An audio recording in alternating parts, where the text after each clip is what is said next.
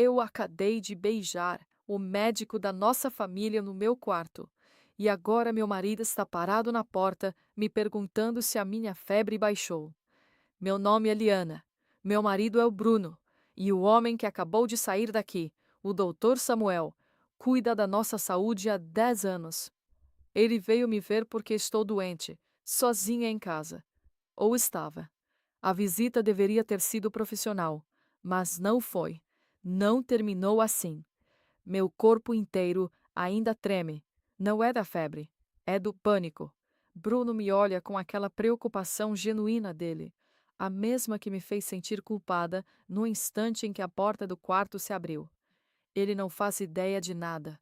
Ele se aproxima, coloca a mão na minha testa para sentir a temperatura, e eu luto para não recuar. O toque dele parece gelado, estranho. Minha pele, onde os dedos de Samuel seguraram meu pulso com uma força que não era de médico, parece que vai pegar fogo a qualquer momento. Eu apenas sorrio e digo que estou melhorando. Foi o tempo que levei para tentar apagar a imagem da mão dele no meu pulso, o eco daquela confissão silenciosa. Eu passei a evitar qualquer coisa que pudesse nos colocar no mesmo ambiente.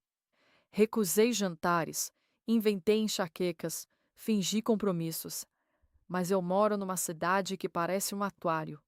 Não tinha como fugir para sempre. O inevitável veio na forma de um evento de caridade da empresa do Bruno. Um salão lotado, sorrisos forçados e o tirintar de taças. E lá estava ele, do outro lado do salão, impecável em seu terno, ao lado da esposa. Tentei me concentrar na conversa fiada ao meu redor, mas meu radar parecia sintonizado apenas nele.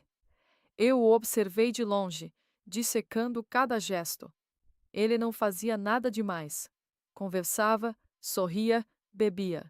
Mas então eu notei. Enquanto um convidado elogiava a decoração, Samuel descreveu um arranjo de flores na mesa não como bonito ou elegante, mas como estruturalmente simétrico. A palavra me atingiu como uma pedra. Estruturalmente. Uma análise fria, clínica, a mesma que ele usaria para descrever um osso fraturado. Ninguém mais pareceu notar, mas para mim foi como ouvir um grito. Aquela linguagem técnica, fora do consultório, pareceu uma invasão, um lembrete doentio da autoridade que ele tinha. Minha reação foi imediata, involuntária. Eu estava segurando um guardanapo de pano e, sem perceber, comecei a dobrá-lo em vincos perfeitos, cada vez menores, até que ele virou uma pequena massa de tecido amarrotada na minha mão. Meu corpo inteiro enrijeceu. Bruno me tocou no braço. Perguntou se eu queria ir para casa. Eu apenas neguei com a cabeça, incapaz de formular uma frase, sentindo o olhar de Samuel queimar minha pele do outro lado do salão, mesmo sabendo que ele provavelmente nem estava olhando. A noite se arrastou. Eu precisava de ar. Saí para a varanda do salão, um pequeno refúgio com vista para o jardim escuro. E claro, ele estava lá, sozinho, olhando para o nada. Por um segundo, pensei em dar meia volta, mas ele se virou. Liana, você tá melhor? Não era uma pergunta, era uma afirmação. A conversa começou rasa. O tempo, o evento, banalidades que serviam de escudo. Mas o silêncio entre as palavras era pesado demais. Foi ele quem quebrou. Bruno me disse que você era artista. Eu gelei. Uma informação que meu marido provavelmente soltou numa consulta qualquer, anos atrás. Eu pintava, corrigi, a palavra soando como um epitáfio. Era só um hobby. Samuel se encostou no parapeito, sem me olhar diretamente, mas eu senti sua atenção total em mim. Não parecia só um hobby, ele disse, a voz baixa. Uma vez, você me mostrou um esboço que guardava na carteira, de um pássaro. A anatomia das asas era perfeita. Eu parei de respirar. Eu não lembrava disso. Fazia uma década. Ninguém nunca lembrava dos meus desenhos, muito menos dos detalhes. Eu não tive mais tempo, menti. A verdade era que eu tinha perdido a coragem. A vida com Bruno era confortável, segura, mas cinza. Meus sonhos coloridos não cabiam ali. Não é sobre tempo, ele respondeu, agora virando o rosto para mim. É sobre o que acontece com as mãos quando elas param de criar. Elas esquecem o caminho. Naquele instante, meu celular vibrou na minha mão. Uma mensagem do Bruno. Tá tudo bem aí fora? Eu olhei para a tela, vi o nome dele e senti um abismo se abrindo sob os meus pés. A mão de Samuel não estava em mim, mas suas palavras estavam. Elas tocaram em uma solidão que eu nem sabia que tinha nome. E eu não respondi a mensagem. Eu deixei a tela apagar. Por favor, me diz que alguém está entendendo o perigo disso. Eu preciso que você escute o resto, porque foi ali, naquela varanda, que eu percebi que a febre não tinha passado. Ela só tinha mudado de lugar. Bruno saiu do quarto apressado, as chaves do carro já na mão. A farmácia do bairro não tem esse antibiótico específico. Vou ter que ir na 24 horas do centro. Ele olhou de mim para o Samuel. Obrigado por esperar, doutor. E então a porta se fechou, nos deixando sozinhos no silêncio do quarto, com o som da chuva batendo lá fora. O ar ficou pesado, denso.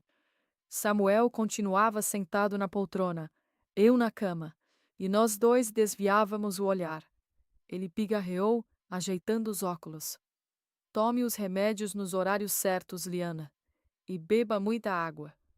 A voz dele era profissional, mas a formalidade parecia uma fantasia mal ajustada. Eu só balancei a cabeça. O silêncio que se seguiu foi pior do que qualquer febre. Ele se levantou, caminhou até a janela, olhou para fora. Essa chuva não vai passar tão cedo. Eu não respondi. Ele se virou, mas não olhou para mim. Seus olhos estavam fixos num canto do quarto, onde uma tela antiga, coberta por um lençol, estava encostada na parede. Você ainda pinta alguma coisa? Ele perguntou, a voz quase um sussurro. Senti um nó na garganta. Não, não mais. Minha voz saiu rouca. Comecei a mexer na barra do edredom, um tique nervoso. O Bruno, ele acha uma perda de tempo. Ele continuou de costas para mim, olhando para a tela coberta.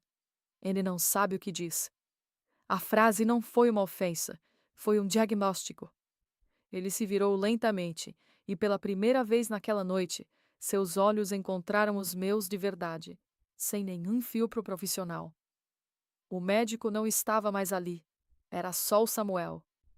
Aquele olhar parecia ler cada frustração que eu escondia. Ele não vê. A frase foi curta, direta e demoliu tudo. Eu estou na cozinha, tentando abrir um pote de geleia. Minha mão gira a tampa para o lado errado, de novo e de novo. O metal range contra o vidro, um som áspero que arranha meus nervos. Desisto. Coloco o pote no balcão com um baque surdo. Abro a geladeira. Olho para dentro por um minuto inteiro e a fecho, sem pegar nada. O alarme do meu celular, que eu não me lembro de ter programado, começa a tocar uma melodia irritante. Eu o pego, o dedo pairando sobre o botão de desligar, mas não consigo pressionar. Ele toca por 20 segundos antes que eu o jogue no sofá. A casa está silenciosa demais, exceto pelo zumbido da geladeira e o som da minha própria respiração, que parece alta e descompassada. Ontem à noite não foi uma traição física. Foi pior. Foi uma confissão. Depois que Bruno saiu, Samuel não me tocou. Ele apenas caminhou até a minha tela coberta, puxou o lençol e olhou para o retrato inacabado que pintei dele anos atrás. Um segredo que nem Bruno conhecia. Ele olhou para a tela, depois para mim, e disse: Eu sei. E eu disse: Eu também. Foi só isso. Um pacto selado no silêncio doentio do meu quarto. Agora, eu ando pela sala, pego um porta-retrato com uma foto minha e do Bruno, sorrindo em uma viagem. Eu o limpo com a manga do meu pijama, embora não haja poeira. Coloco-o de volta, mas 1 milímetro fora do lugar. Ajeito, pego de novo, limpo de novo.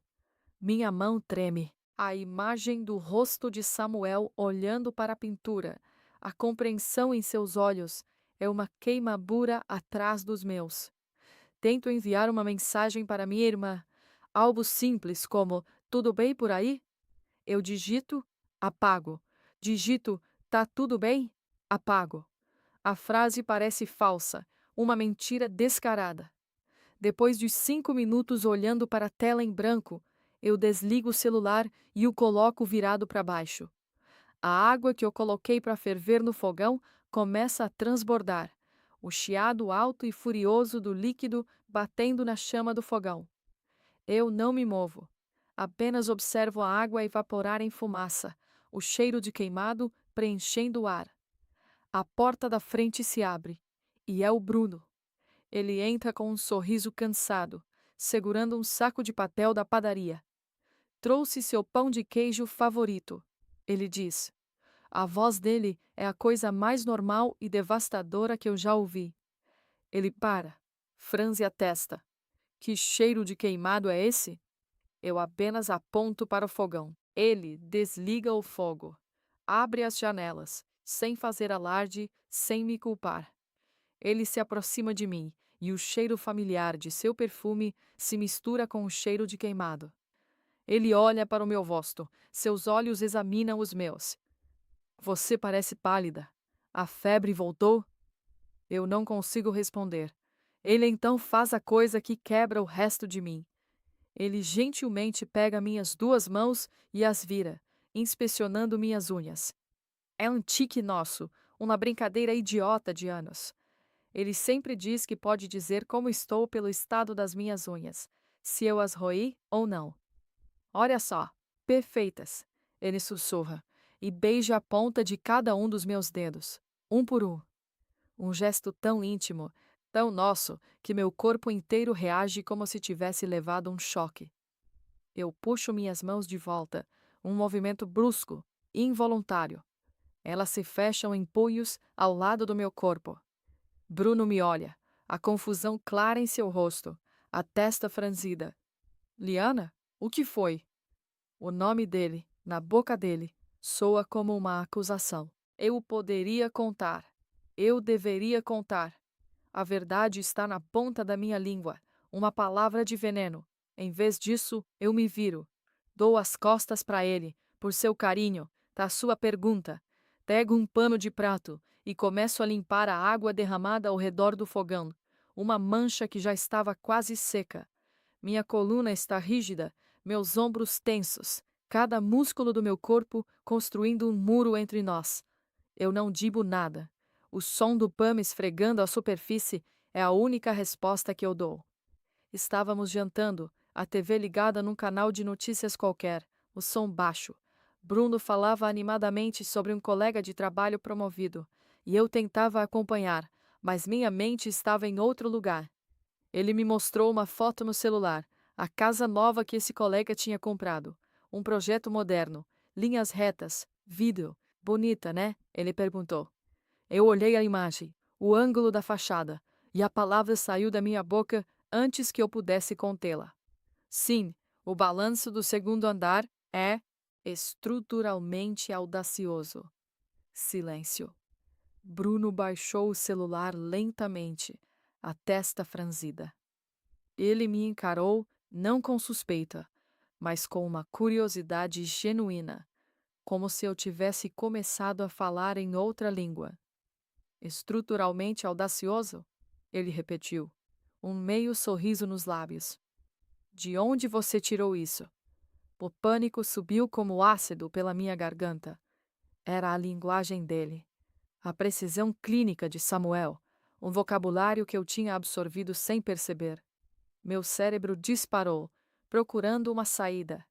Uma mentira vaga não serviria. Bruno era detalhista. Ah, comecei, forçando uma risada. Eu estava na sala de espera do dentista hoje de tarde, para marcar minha limpeza. Tinha uma pilha de revistas velhas e eu peguei uma. Acho que era Casa e Construção, ou algo assim. Tinha uma matéria inteira sobre um arquiteto que só usa vigas expostas. O cara usava essa expressão o tempo todo. Estruturalmente isso, estruturalmente aquilo. A palavra ficou na minha cabeça. Ele continuou me olhando por um segundo. Depois deu de ombros, o sorriso voltando. Faz sentido. Para mim parece só uma caixa de vidro cara prestes a cair. Ele voltou a comer. O assunto morreu. Mas a mentira ficou ali, pairando no ar entre nós. Uma história específica, com local e contexto. Dr. Almeida, meu dentista. A revista Casa e Construção. Detalhes que poderiam ser checados, se ele quisesse. E pela primeira vez, eu percebi que estava construindo uma segunda vida, tijolo por tijolo, com desculpas que tinham endereço e nome. Uma semana se passou, uma semana de silêncio, de normalidade forçada. Eu me convenci de que tinha controle, de que a crise havia sido contida. Então, numa terça-feira chuvosa, enquanto eu estava no supermercado, meu celular vibrou. Era uma mensagem dele. Sem oi, sem rodeios. Apenas um link. Cliquei. Era um artigo sobre uma pintora esquecida que teve sua obra redescoberta aos 70 anos. O título era As mãos nunca esquecem o caminho. A mesma da varanda. Era a dependência nua e crua. Não era sobre desejo. Era sobre ser vista. Era a única pessoa no mundo que lembrava que minhas mãos sabiam fazer outra coisa além de limpar a poeira de um porta-retrato. Eu estava parado no corredor de enlatados, olhando para a tela, quando ouvi a voz da minha vizinha, Dona Elvira. Liana, que surpresa te ver aqui! O susto foi físico, elétrico. Meu polegar, em pânico, tentou fechar a janela do navegador, mas errou, abrindo o teclado. Meu corpo se virou para ela num movimento brusco, quase violento, o celular sendo apertado com força contra a minha barriga, a tela virada para mim. Meu coração martelava no peito, um tambor descontrolado. 2, 3 segundos. Ela não podia ter visto nada. A tela estava virada. Dona Elvira, oi, tudo bem? Minha voz saiu um fiapo agudo, um tom acima do normal. Ela sorriu sem notar nada. Tudo bem, querida. Só pegando umas coisinhas pro jantar. Você parece que viu um fantasma. Eu forcei um sorriso. Impressão sua. É o preço do milho que me assustou. Ela riu, uma risada anasalada, e seguiu com seu carrinho. Eu fiquei ali, paralisada, o ar faltando nos meus pulmões. O perigo tinha durado no máximo 5 segundos. Mas naqueles 5 segundos, eu vi tudo. Eu vi a mentira, o quase flagra, a fragilidade de tudo. Não foi um pensamento. Foi uma certeza que desceu pelo meu estômago, gelada e pesada. Eu não ia conseguir manter aquilo. A vida dupla era um castelo de cartas, e eu morava no último andar, sentindo a brisa do colapso cada vez mais perto. Era uma sexta-feira à noite. Bruno entrou na sala, tirou o paletó, e o silêncio que ele trouxe consigo era mais pesado que o cansaço. Ele parou em frente à estante, realinhando um livro que já estava reto. Liana, ele começou, a voz neutra, sem emoção. Lembra daquele seu termo novo? Estruturalmente audacioso? Senti meu sangue gelar. Ele não se virou. Continuou de costas, fingindo arrumar os livros. Passei no Dr. Almeida hoje para pagar a sua limpeza. Comentei com a secretária, a Márcia, sobre a revista de arquitetura que você leu lá. Ela achou graça. Disse que a única coisa que eles assinam é revista de fofoca. Cada palavra era uma pá de cal. Meu coração disparou, batendo desordenado contra as costelas. Minha mão, por instinto, foi para o bolso, procurando o celular que não estava lá. Abri a boca, mas o ar não veio. Ah, minha voz saiu um fio, meio tom acima do normal. Forcei um sorriso que pareceu um espasmo. Sério? Que estranho. Devo ter confundido então. Talvez eu tenha lido em outro lugar. A cabeça anda cheia. A mentira era patética, vaga. Ele finalmente se virou, e seus olhos não eram de raiva. Eram de uma decepção calma, analítica. Ele me estudava como se eu fosse um objeto desconhecido. Onde, Liana? Ele perguntou, simples, direto, e a pausa que eu dei antes de responder foi longa demais. Um abismo de culpa se abrindo entre nós. Não me lembro agora, Bruno. Minha mão finalmente encontrou o celular sobre o sofá, e eu o peguei, o polegar deslizando pela tela escura, um gesto vazio para fugir do seu olhar. Ele apenas assentiu, devagar. Entendi. Ele não entendeu. Ele tinha confirmado. O pânico me fez correr para o quarto. Tranquei a porta, as mãos tremendo tanto que mal consegui digitar. Ele sabe, enviei para Samuel. Ele descobriu a mentira da revista. Ele me perguntou. Foi horrível. A resposta veio em segundos, tão apavorada quanto eu. Calma, ele não pode provar nada. Não fale mais nada. Apenas negue. A conversa era um fluxo de frases curtas, desesperadas, um ping-pong de puro medo. Eu não consigo, Samuel. O jeito que ele me olhou. Eu andava de um lado para o outro, o celular quente na minha mão. A ideia era apagar tudo, cada vestígio, como sempre fazíamos. Na pressa, com os dedos trêmulos e a mente em curto-circuito, eu selecionei a última mensagem dele, a mais incriminadora. Fique calma. Ele não tem como trovar nada. Me encontre amanhã, mesmo lugar, mesma hora. Meu polegar foi para o ícone da lixeira, mas na fração de segundo em que o rosto de Bruno me veio à mente, meu dedo escorregou para o lado. Encaminhar para. Meu cérebro, funcionando por puro hábito, digitou as 3 primeiras letras. Bru. O nome dele apareceu no topo da lista. O clique foi automático, um espasmo muscular. A seta azul de enviado apareceu ao lado da mensagem. Eu olhei para a tela, paralisada.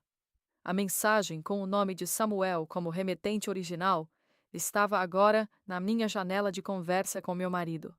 Enviada. Entregue. O erro não era uma possibilidade, era um fato. Um fato que estava ali, a um clique de ser lido.